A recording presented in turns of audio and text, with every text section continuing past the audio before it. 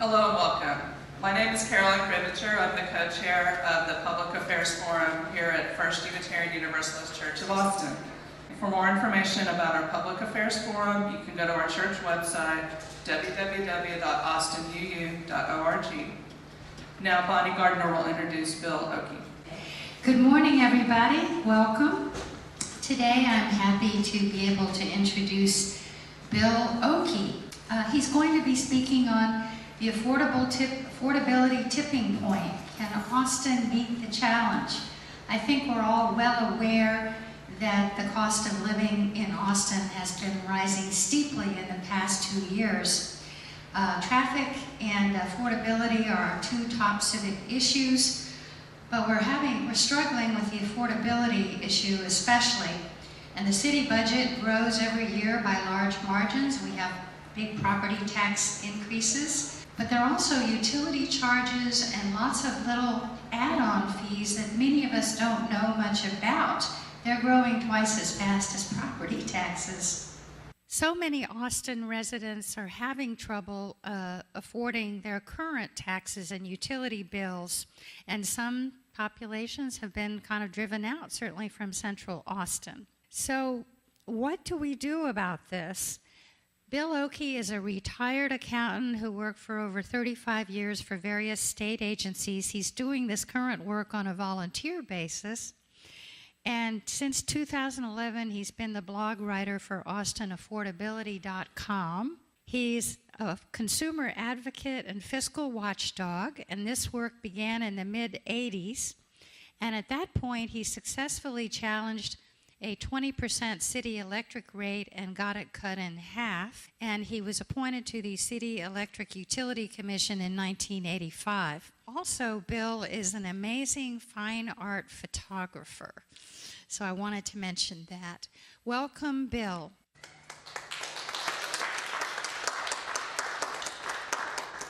Well, thank you, Bonnie. It's a pleasure to be back here again. I always enjoy coming to speak here.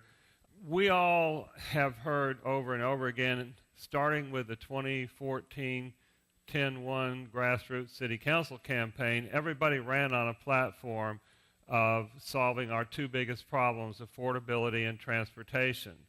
Well, last year there was some talk about affordability, and they did a much better job with the budget last year.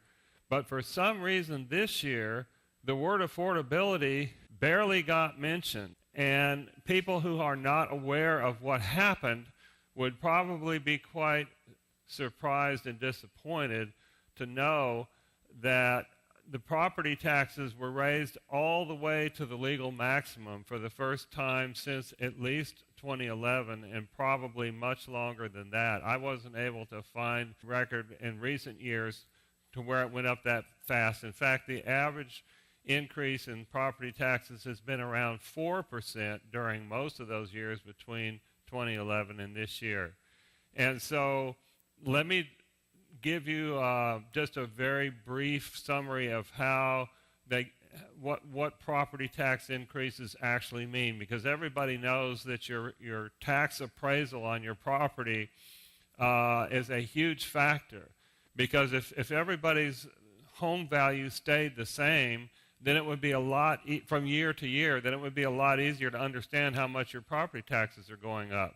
But because we've been having these skyrocketing double-digit increases in our appraisals, if they say that they're raising property taxes by only, or they're actually lowering the tax rate, for example, sometimes you'll hear politicians brag about, oh, we're lowering the tax rate. Well, the only way to make sense out of that is to think in terms of what they call the effective tax rate. And the effective tax rate is the rate they would have to raise taxes to maintain the same level of revenue that they had last year. So if you've got new property on the tax rolls from new businesses and homes that have been built, then you've got a certain amount of new revenue coming in, and so you would actually have to lower the tax rate to arrive at whatever that effective rate is. And then by Texas law, they're allowed to raise the taxes 8% up to 8% above that effective rate. So what they did this year was they said, well, let's just do the whole ball of wax. Let's just raise taxes as high as we possibly can. If they had gone any higher, then there's a provision in state law that says that we could trigger a rollback election where citizens could gather petitions to roll back the rate. So I have not been able to get anyone to explain why they raised the taxes so high this year, but there's a scary little piece of propaganda that's going around, and you've probably seen it or heard about it, and that is that somebody on the city staff came up with this idea that let's just tell the public that property taxes for the city of Austin alone just represent a tiny percentage of median family income. Well, that may be. If you take one little piece out of your tax bill, and by the way, when you get your tax bill in the mail, you're not just paying Austin property taxes. Everybody knows that. You've got City of Austin, AISD, Austin Community College, Travis County, and Central Health, all on that tax bill. And so to pull out one little piece of it, and everybody knows that the school taxes are far and away the highest, if you take one little piece out of it and say, oh, that's just a tiny portion of your median family income, that doesn't make you feel any better, because if you talk to your neighbors and you think about your own property tax bill, it's anywhere from $7,000 or $8,000 to $10,000, $12,000, $15,000. There are people that I know who are actually paying $20,000 a year in property tax. Whatever your bill is, it's absolutely stunning, and you can talk to people from other cities across Texas, and they just can't even believe that our property taxes are as high as they are. And so what I have determined from all this is that right now in 2016, we are not approaching the tipping point any longer. We have already hit the tipping point. Another way to describe that is to say that we have hit an affordability brick wall. And so if we're at the situation where the taxpayers have absorbed all that they can possibly handle, then you would think, well, the city's going to have to do they're going to have to institute some kind of austerity program. They're going to have to consider the plight of the taxpayers. They're going to have to consider some affordability reforms, or if you go beyond the tipping point, then you're pushing people over the cliff, then you're losing large numbers of people even faster than the out-migration that we have right now from people being priced out of their homes. Almost any central Austin neighborhood that you can think of has got people in it whose houses are already for sale because they can't pay anymore. Well, if you think that the city is planning right now, and notice I'm using that word planning, to institute some austerity measures or to institute some affordability reforms, I have very bad news for you. One of the things that I have written about on my blog at least 3 different times on AustinAffordability.com is the suggestion, quite seriously, that the city of Austin needs to compile a list of all the plans that the various departments have and total up all of those plans so that we will know how much it would cost to carry out all of the ambitious plans that these city departments have. Well, when I first went down to City Hall several months ago and spoke with council members and council aides about this suggestion, they actually looked at me like I was crazy. Why would we want to do something like that? Why would we want to make a list of all of our plans? And I said, well, if you put all those plans down on paper and publish them in one single report and then total up the cost of all those plans, then you've got a mechanism that tells you how to go forward. You could bring in the public, have a public engagement process. You could have some meaningful way to establish priorities on these plans, and then you might at least have a chance of charting some kind of affordable path to schedule the implementation of these plans to where it wouldn't seriously overburden the taxpayers. So after the 3rd time that I mentioned this on my blog, we wound up in the middle of this year's budget cycle, and what happened was that there is a website for the City of Austin where council members can do budget information requests to the city staff. And so Michael Searle, an aide to council member Ellen Troxclair, dared to ask that very question of the city staff. What would you please provide a list of all the City of Austin plans and the costs for each one of those plans? Well, he didn't ask for a grand total, but when I got that list and I plugged it into Excel, into a worksheet, I came up with a grand total. And here's the bad news, and I want everybody in here to write this down or make a mental note of it, and be sure to let all of the people that you are in regular contact with understand how serious this affordability issue is. As of today, on a partial list of plans, this doesn't even include all of the plans, and I'll explain that in a minute, but right now the grand total is $8.3 billion. And so that proves my point, that I knew that if anybody were to ever make a list of all of those plans and put them in one place, they would be stunned at what the total is. Okay, so what kind of plans are we talking about? Well, we have everything from master plans. We've got all the transportation corridor plans for Riverside, East Riverside, Airport Boulevard, Guadalupe, etc. By the way, those corridor plans on the roads total up to $1.5 billion. And so if you think that going to the polls in November and voting for the transportation bonds will pay for the smart corridors, you'd better think again, because the corridor piece of the mobility bonds, the total cost of all the bonds is $720 million. So that's for three different pieces. You've got the corridor piece, you've got the urban trails and bikes piece, and then there's one that has general roadway improvements and intersections and all that. But for all three of those buckets, the total is $720 million. But the true cost, the total cost, just to do the corridor piece alone, is $1.5 billion. In the online edition of today's Statesman, which probably won't get into the print edition until tomorrow, Ben Ware has an article that talks about each one of the corridors individually, and he's got a link on there which I encourage everybody to go to, and I'm also going to put this link on my blog. But the East Riverside corridor plan alone would cost $766.7 million.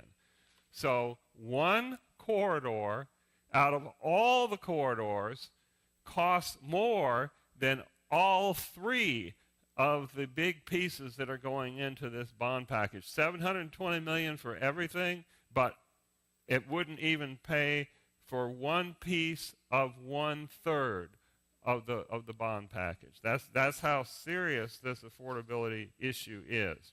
I don't have a solution to that, except that what I would say, and here's what I'm telling people about the bond package. I've lived in Austin since 1971. And I usually vote for bonds. There have been very few times over all these years that I've ever voted against bonds. I voted against the rail bonds in 2014 because I thought they were in the wrong place, and I thought that $1 billion for a tiny piece of a huge system like that was just too much money.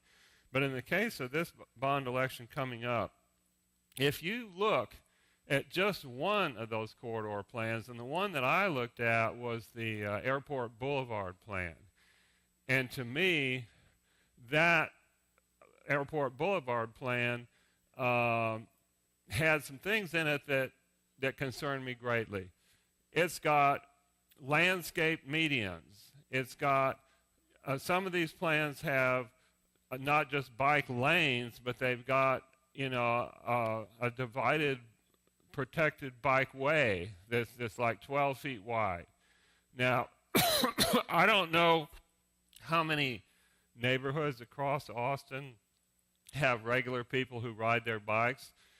The ones that do, and the ones that can predictably be expected to use bike lanes, on a regular basis, not just for recreation, but for actually getting to and from work, I can see having some bike lanes in some areas, particularly the ones that are close to a green belt or close to a hike and bike trail or close to an employment center, maybe. But what happened with these corridor plans is every single one of these corridor plans was developed as a single issue project. And what happens in a case like that, the traditional way that the city of Austin conceives a project and builds a plan around it, is they hire consultants, they bring in staff and facilitators and stakeholders, and by the time they're through with this plan, they have loaded so many Christmas tree ornaments on it that it becomes a huge, massively expensive Cadillac plan when it gets done. So you can multiply that process times each one of these plans, and that's why it totals up to $1.5 billion. And by the way, that does not include Slaughter Lane and William Cannon in that $1.5 billion, because those last two have not been studied yet, and they were put in there at the suggestion of the South Austin City Council representatives, and as well they should. So how do we deal with transportation if we were not to vote? If we were to vote against these bonds because we think it's too expensive, or just because one of the reasons I'm going to vote against it is because I don't want to pay for landscaped medians and vehicle lane reductions, because to me that's not going to improve traffic. And I haven't seen the proof that bike lanes are needed on Burnett Road, for example. I've been on Burnett Road lots of times. I don't know if I've ever seen a bicycle on Burnett Road. So they're just going way overboard on this. So if we were to vote against the bonds, what they would have to do is they would have to bring the public in and say, okay, we did this too fast. We obviously went against the will of the voters. Now what do we do next? Well, I think that's what we need. I think before they ever started this bond project, they should have done what they have traditionally done in the past, and that is start with a citizen bond committee, have some real meaningful discussions with the public, not just these little open houses where you go in and fill out a comment card and turn it in, and once the meeting is over, it's already thrown in the trash, because the consultants were told before the process ever got started how the powers that be wanted it to end up. So in order to have a real bottom-up grassroots approach to this thing, it's going to take time, and it would cause a delay, and we would suffer some more traffic congestion. But I'm afraid if we just bulldoze our way through this plan, first of all, it wouldn't even pay for half of one piece of it. The $720 million wouldn't. And I think that's going to make a lot of people very nervous. By the way, there are two wonderfully written Ben Ware articles, one that came out in the print edition today, and the other one that will probably be in there tomorrow, and I recommend that everybody read both of them. So do I have any concrete proposals to deal with affordability? Well, yes, I do. But before I get to that, I just saw a note here that I want to make sure that I mentioned to everybody. I'm going to be posting the spreadsheet on my blog, and if I can't get the spreadsheet to fit on there, then what I'll do is I will just summarize all of the projects on there that add up to $8.3 billion for the city plans. But to give you an idea of how little the public has been brought into some of these processes, and how little the public actually knows about some of the things that are going on at City Hall, I'd like to see a show of hands of people in here who have ever heard of the Watershed Protection Master Plan. How many people have heard about that? Okay, how many people know what the total cost of the Watershed Protection Master Plan is? Okay, nobody. And I certainly didn't know myself until I saw this information request that Ellen Troxclair's office sent to the city staff. The total cost of the Watershed Protection Plan is $2 billion. So we are getting ready to vote in November on a $720 million transportation plan. But whether we realize it or not, the city is behind the scenes working towards a $2 billion watershed protection plan, along with an aquatics plan for swimming pools, which is very necessary, a bicycle master plan, a sidewalk master plan, an urban trails plan, 2 or 3 different parks plans, and parks are near and dear to everybody. We would like to be able to have a nice park system in Austin. But we got all these competing plans, and never before has anybody ever consolidated those plans and looked at them as a total package. So that's going to be my biggest goal on AustinAffordability.com going forward, is to call public attention and city council attention to this whole big picture of all of these expensive plans and how we're going to pay for them. The other thing that I found on the spreadsheet is that there are several categories of plans listed there that are listed as ongoing projects. And so instead of listing a total cost for those ongoing projects, all they do is list the annual cost. And so when I totaled it up to $8.3 billion, it only included 1 year's worth for all of these ongoing plans. So if you take the annual cost of those ongoing pieces, and there were like 5 or 6 of them, or 7 or 8, I can't remember the exact number. But anyway, I added those annual costs up, and they came to $77 million. So we have a chunk out of this $8.3 billion that's really higher than that, because that chunk includes $77 million worth of annual costs. And I don't know how long it would take to pay for that group of projects. Would they be paid off in 3 years, 5 years, 10 years? Nobody knows, because we need some more clarity on that. But just think in terms of a private business. If you were the CEO of Amy's Ice Cream, or if you were the CEO of Whole Foods, or Apple, or Amazon.com, or Google, or any other, Exxon, any other major company in the world, can you imagine going to a board meeting and the board of directors were to ask you, as the CEO of that company, how many plans do we have currently for our company, and how much would those plans cost, and what is your timetable for implementing those plans? If the CEO were to say to the board of directors, I'm sorry, but I didn't even know how many plans we had. I didn't know the names of all those plans. I didn't know how much any of those plans would cost individually, and I sure as heck didn't know what the total was until I read about it just the other day on AustinAffordability.com. Well, I'm afraid what would happen is the board of directors would say to that CEO, do you see that door over there?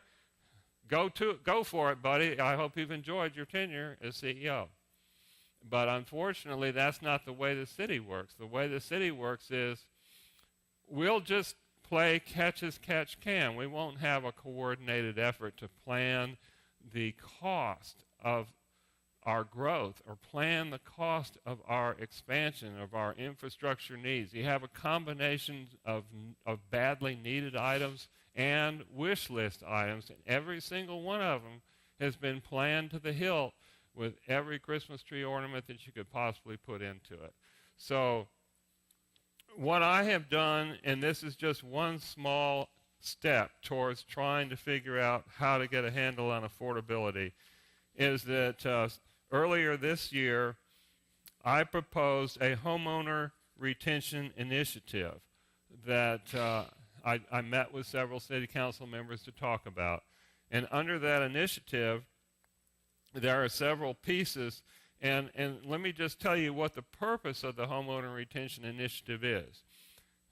We have an ongoing initiative by both the City of Austin and the real estate developers and the Chamber of Commerce, and that initiative is all about recruitment. It's all about bringing new people into Austin. Well, that's one of the reasons why the cost of living is so high, is because we've been moving people in here as fast as we can get them here, which has caused a lot of gentrification, and it's caused a big strain on our infrastructure, and it's created a lot of traffic congestion. It's also created some positive effects and good opportunities and all the rest of it, but it's a mixed bag.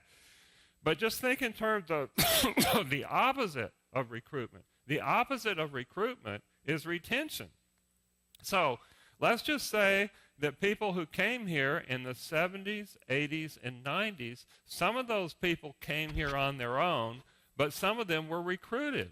Well, after they were recruited here, and they paid their taxes, and they went to work and they contributed to the economy. Now where do they stand? Well, where they stand is they're secondary, especially if you're a senior citizen. You're secondary now because the big push now is to get all these new people in here regardless of whether the people who are already here are impacted or not. Well, as we all know, we are impacted. So what we need is some balance. I mean, nobody is suggesting that we try to stop growth. We couldn't stop it if we wanted to because people are going to keep moving here. But I think we need to have a proactive approach towards recruitment.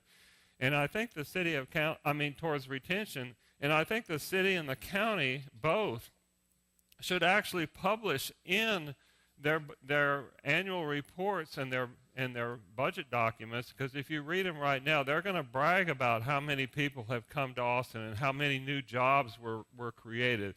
Those statistics are going to be there, but they're never going to tell you how many people were displaced, how many people were gentrified out. You'll never see that. And what did the city try to do to retain those people?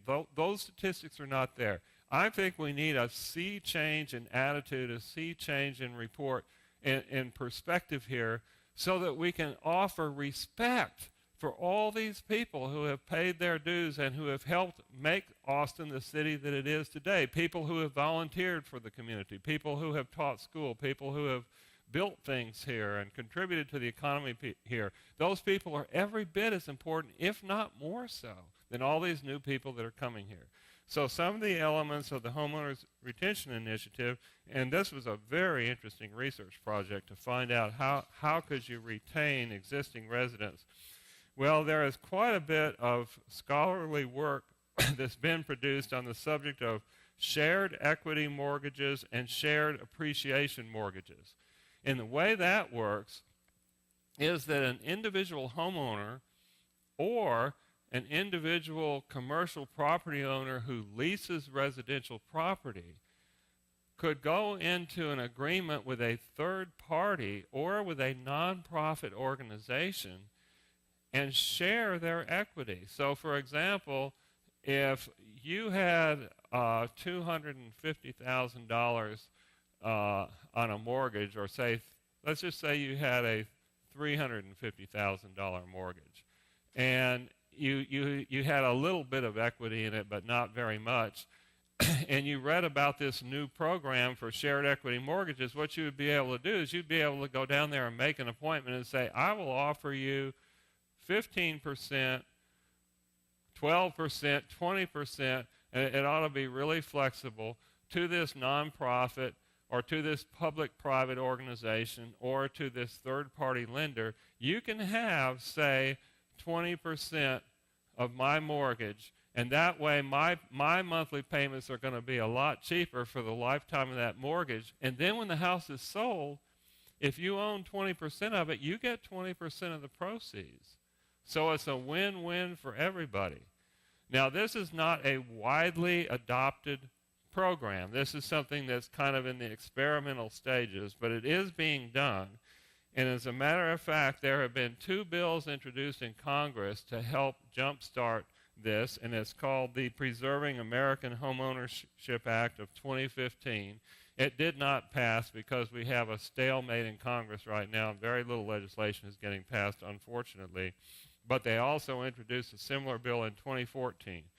So there is at least some hope that something like this could get done. But I think the city of Austin really would do well to meet with other cities across Texas who are going through some of these same problems with displacement and gentrification. We know that Dallas and Houston and San Antonio are also beginning to feel some of this.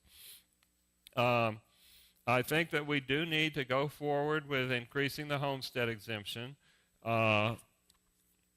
We just simply can't afford to continue paying property taxes at the increased rate it's unsustainable. I think the $8.3 billion in plans is unsustainable. If we don't come up with some positive, concrete steps to address this problem, it will continue to get worse.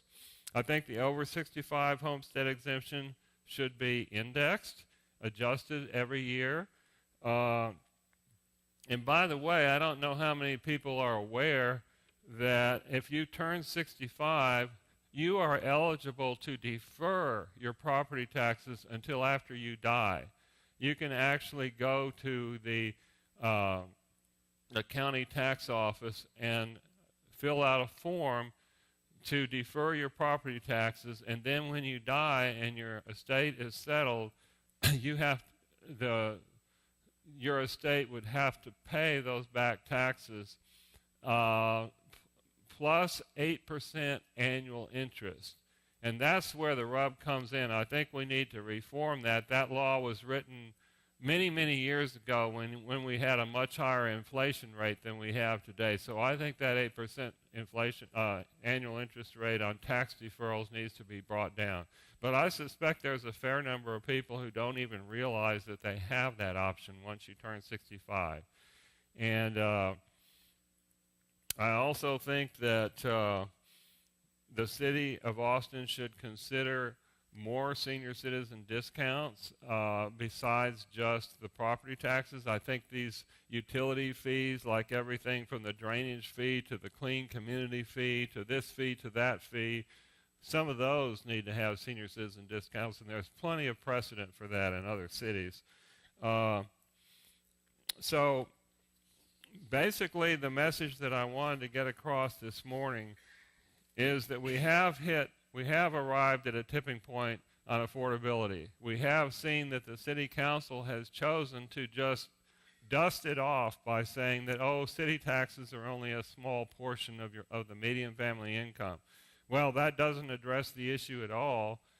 And the bond package that we have coming up is a good example of something that was rushed through, and it leaves too many questions. Too many people are wondering whether, even if we spent that money, number one, we know that it's not enough to cover the cost of it, not even by half. And number two, we don't even know if all these lane closures in these pretty landscape medians are going to solve our traffic congestion. And then there's a third problem. And the third problem may be the worst one of all, and it's a very tricky one, and that is this new Code Next Land Development Code revision is designed in such a way that once it's passed, developers would not have to go down to the city council and request a zoning change. It would be written in such a way that it would be much easier for them to build high-density development. Well, guess where they would like to put all these high-density housing units, block after block, mile after mile, and you've seen these things. They look as big as a mountain. A lot of them are not very attractively designed, and they are huge resort complexes, and most of them offer no equity at all to the residents. It's just writing a rent check every month for anywhere from $15 to $18, $2,000, $2,500 a month, and you never see that money again. Those things didn't even exist in Austin before the recession of 2008. So it's an experimental kind of housing. We don't know how popular it's going to be 10 years from now. We don't know what's going to happen to those hipsters that are coming down here that are enjoying all the festivals, and they don't care if they have a backyard or a family or anything else. A lot of them are not even married, and they don't mind that kind of living now. But what's going to happen to them, 10 years from now, it's an experiment. And the developers are building those things as fast as they possibly can. So what do you think would happen to traffic congestion if every block of East Riverside, Guadalupe, Lamar, Slaughter Lane, William Cannon, Burnett Road, and Airport Boulevard were covered with these massive high-density buildings? Of course, the traffic congestion would be a whole heck of a lot worse. But I can promise you that the reason that the Real Estate Council of Austin, the Chamber of Commerce, is pushing so hard to get these bonds passed is not because they want traffic relief, but because they want these beautiful corridors that they can attract as a magnet all of this massive high-density development. So once again, I think it's all a question of balance. We certainly do need some more affordable housing units in some of these corridors, in some of these neighborhoods that are now too expensive because all they have to offer is single-family homes. But the way things often work is instead of having compromises and instead of having balance, you wind up with the people with the most power and the most influence getting something that will benefit the few to the detriment of the many. So now I'm ready to answer any questions that y'all might have. Thank you for being with us today, Bill. I have a question about back to your comments on taxation. Okay. That is, how did the central appraisal districts created in the 1980s to alleviate inequalities in appraisals in the 254 counties, how did that get to be such an unequal how did they all get to be so unequal institutions, especially the differences between commercial and homeowners, and therefore how do we fix that? What was the last part of that? Oh, how do we fix it? Well, I think the only way to fix anything like that, unfortunately, would be to get a law changed at the legislature because they were established by the legislature. And the inequity between the commercial and the residential taxpayers, a big part of that is the fact that the state of Texas does not require disclosure of real estate sales. Almost every other state in the country requires when you sell a piece of property that the appraisal district and everybody else has access to what those sales prices were. That's been introduced in the legislature probably every session, and it's been killed every time. And so there's plenty of room for shenanigans to go on that are going to favor the big commercial property owners. And, you know, they've been taken to court. It's been fought several different times, but they have all these ways to manipulate the system, and they simply have more power than we do. So the only thing we could do is try to educate people and try to elect people and try to impress upon those representatives that we're sick of it, we're tired of it, we can't afford it, and it needs to be made more equal. What do you think will happen if there's a real estate bust within the next 2 or 3 years? Well, you know, I have thought about that. I have thought about the fact that what goes up must come down, and we have had, you know, 2 or 3 pretty significant downturns in the 40-plus years that I've lived here, and it very well could happen. And in some respects, if we had a bust, in some respects it would help, even though it would harm an awful lot of people. And by the way, a lot of good people get brought down along with, I mean, you'd have a lot of small business owners in trouble. You'd also have a lot of outsiders and speculators who came in here to profit, you know, at the expense of everybody else.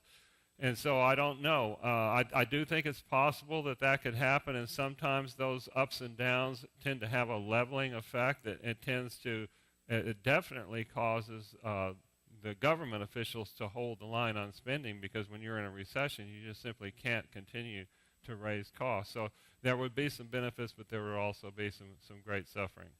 I'm with the North Loop planning team. I've been on it for about 15 years, and we worked on the density issues that you were bringing up, where we decided where to put the high-density buildings, and North Loop is on the other side of Lamar from here, north of Hyde Park. And we knew that when we placed the VMU development all throughout our neighborhood, that we were going to get people that were not necessarily going to be participative with the homeowners, and it's working out okay. So what's your question? The question is, how is this high-density development that much of an issue when going forward? Well, there's a lot of compatibility issues between existing neighborhoods and the newer urban type, like you said, vertical mixed-use developments. There is certainly a need for some kind of multifamily housing, because obviously not everybody, especially the young people starting out, not everybody can afford a single-family home. And with single-family home prices as high as they are today, there's lots of people in all age groups who can't afford those. But if you have too many high-density developments close to existing neighborhoods, then you have traffic congestion on the boulevards, and you also have traffic congestion in the neighborhoods, but you can also have noise issues. You can have people who are out late at night, and they're coming in late at night, and they're making a lot of noise right close to if you've lived in a peaceful neighborhood like Rosedale or somewhere where you've lived your entire life in a place that's fairly quiet, and all of a sudden you have a lot of congestion, a lot more people. It's just an adjustment thing, and sometimes it can work out. Sometimes it can work out fine, sometimes it can't. I think it's all a matter of degree, and it's all a matter of developers and neighborhoods trying to find a way to work together. I've been here since '79 when my mother and my sisters came here. My sister still lives here. She has a family. My mother still lives here. She's a senior citizen. I live here with my husband, and we are finding it more and more difficult with the taxes, and the traffic is pure insanity. And I remember seeing on the news that the city council was having a meeting on trying to meet the needs of the people who have already been here and keeping it affordable, because it's getting so freaking expensive, and you got the traffic to have to deal with now. So that's my question. Has there been communication with the neighborhood and the city council to try to, trying to resolve the issues? I think the best way to do that is to put affordability back on the front burner. It was on the front burner in 2014, and so what I've been doing, y'all probably realize that the City Council made an official declaration of 2015 as the year of mobility, and they put that banner on the website, and they've been talking about it quite a bit. So what I've been asking them to do is please consider making 2016 the year of affordability, because we've got to come back to the idea that it's the old scientific method. You have to define a problem before you can solve it. So we've got to create awareness that affordability now has not been addressed. It needs to be addressed, and we need to find, there's lots of other smart people out there with good ideas. We need to get all those people engaged, and we need to get it onto the City Council agenda in several different forms. And we also got to get the Travis County and Central Health to be thinking along the same lines. We've got to get school finance reform so that all of our money from the schools is not getting sent back to the state. The city of Austin has more people in poverty in the school districts probably than some of these districts that are getting our money. So I mean that whole system is upside down and backwards. So there's a whole lot of work that needs to be done. We just got to hammer away on the fact that you can't just sweep affordability under the rug. Bill, I like your data-driven approach rather than ideologically driven budgets. Do we actually know what percentage of employees or business owners are indeed biking to work? I've often wondered how many people over 45 or 50 are biking, or how many women who are dressed for work, etc. And then also, when we get these budgets, are there different contractors who submit proposed budgets, and can you get into the detail, like which are the Christmas ornaments, which are the bare bones? I mean, do contractors submit bids, and is that information accessible? And then another related point is, I thought the Department of Transportation had some role in these corridors, and where does their responsibility end for roads, and where does ours begin? Well, on that first question about where did the I'm sorry, what did you say the first question was?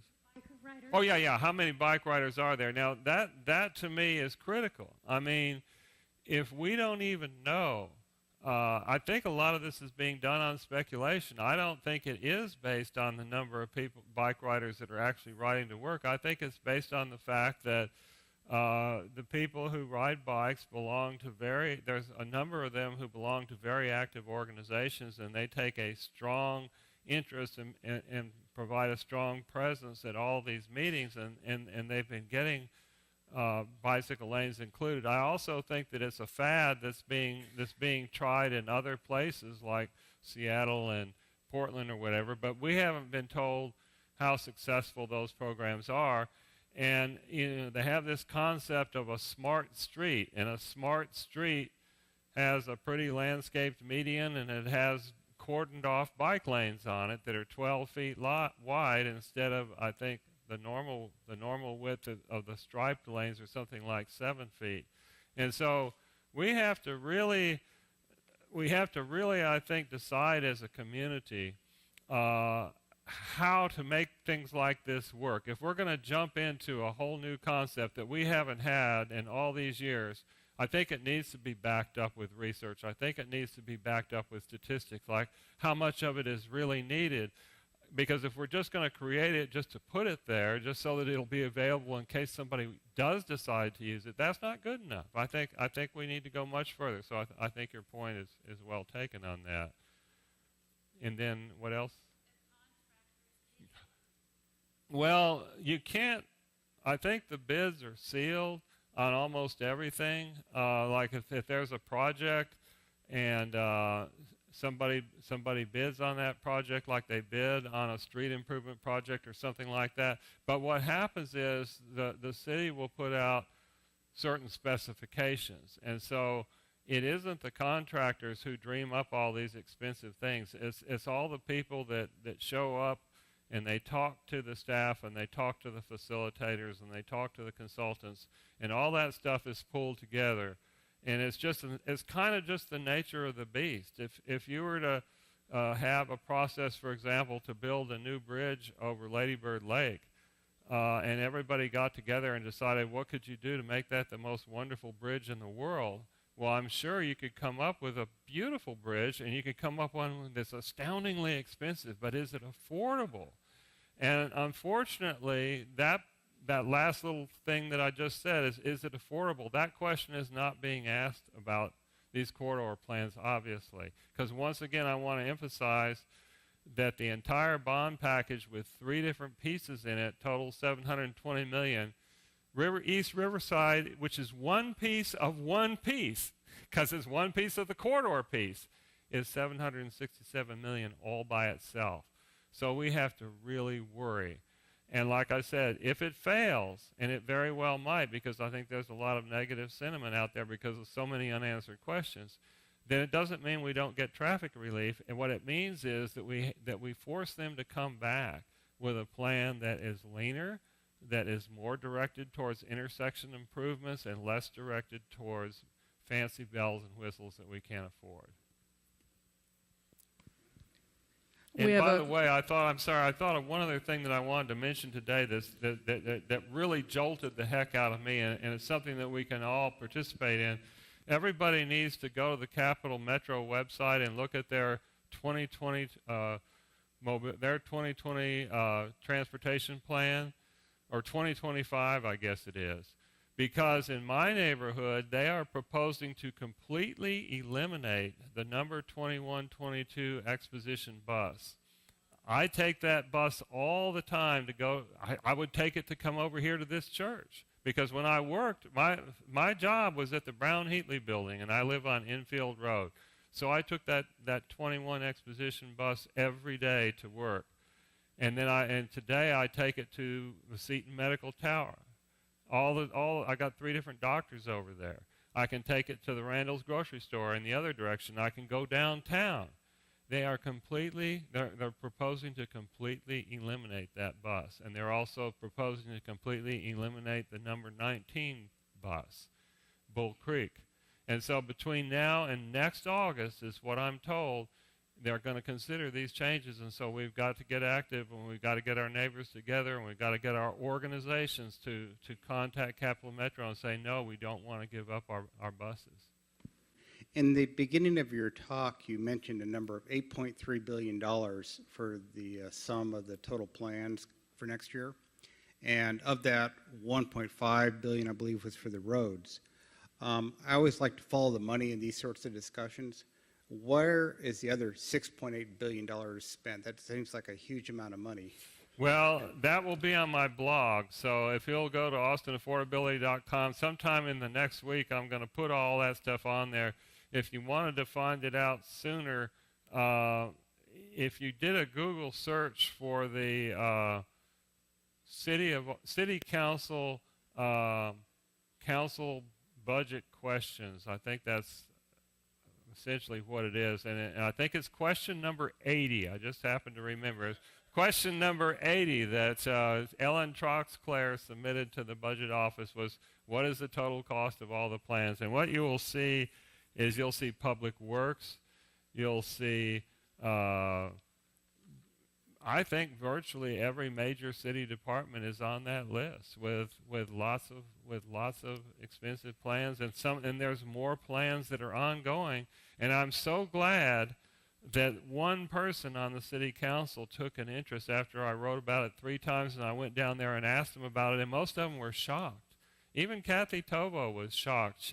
Well, not her personally, but one of her top assistants was telling me that she couldn't understand why I would want a list of plans and why the city should take a coordinated look at the big picture of all the plans. And I said, to me, it's just common sense. It's the way any business would approach. You couldn't possibly run a business without knowing what your total plans were and how you were going to find a way to pay for them and what timetable you would use to implement them. Or maybe I don't know anything about business, but to me, that's how you'd have to do it. You mentioned this $750 million transportation bond package, and then I think you said it was really going to cost $1.5 billion. But I missed the jump. How did it double? All right, well, let me explain that one more time. $720 million is what's on the ballot, 720. The corridor piece of that is I want to say 353, but that may not be exactly right, but it's in that range somewhere for the corridors.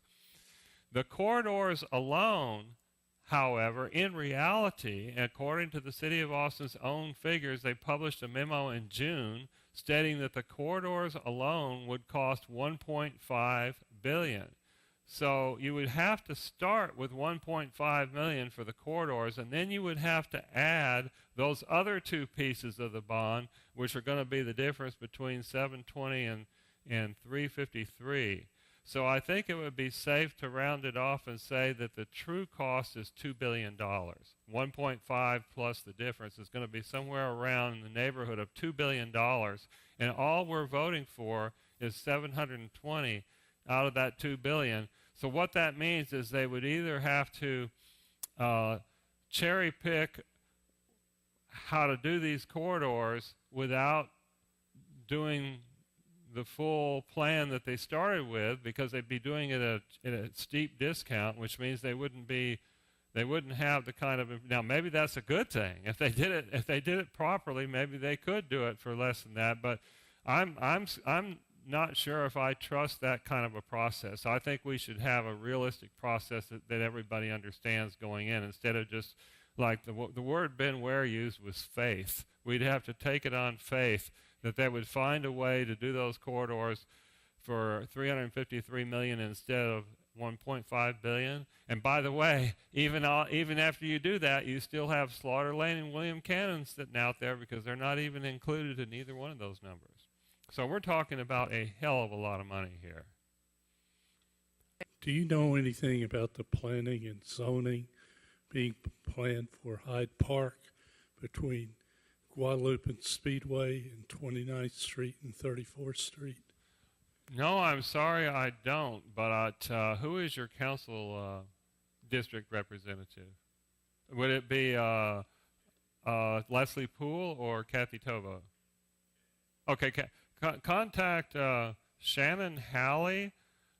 Just look up Kathy Tovo's office and call and ask for Shannon Halley. She is one of the most helpful people at City Hall, and I'm sure she could get you an answer to that question. My question is regarding Code Next, I think, is going to reinforce something that I see happening in the Central City, which is that a lot of homes are being purchased just basically for the dirt and then raised. And what's happening is instead of one house going up, 2 houses are going up on that same piece of property. That's happening in Crestview, I know. So what it does is takes a $375,000 piece of property and puts up a $600,000 or $700,000 house and a $300,000 or $350,000 house on it, which basically makes that same piece of dirt worth $1 million.